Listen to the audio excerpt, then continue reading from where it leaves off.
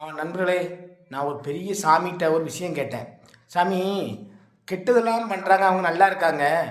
ஒரு நல்ல விஷயம் பண்ணுறாங்க, அவங்க ஏன் ரொம்ப கஷ்டப்படுறாங்கன்னேன். அது கஷ்டப்படுறது நன்மைக்கு தான். கடவுள் உங்கள் கூட சீக்கிரம் அனுகிரகம் பண்ணுறாரு. உங்கள் நிலைமை கண்டிப்பாக மாறும்.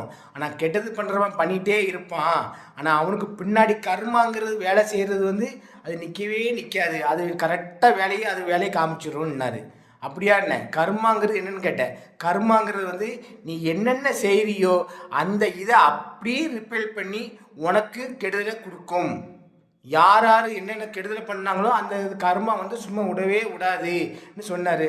சரி சாமி, நான் நல்லது பண்ணுறேன், நல்லதாகவே நடக்கட்டு. கெட்டது பண்ணால் எனக்கும் கர்மா வேலை செய்யட்டுன்னு சொல்லி முடிச்சிட்டேன். அப்போ தெய்வத்தை மட்டும் நம்பு. தெய்வத்தை நம்பாமல் இருக்காத. முருகா முருகான்னு சொல்லு. அந்த முருகன் என்றைக்குமே உனக்கு துணை இருப்பாரு. நான் இன்ன வரைக்கும் முருகான்னு தான் இருக்கேன். கண்டிப்பாக காப்பாற்றுவார்.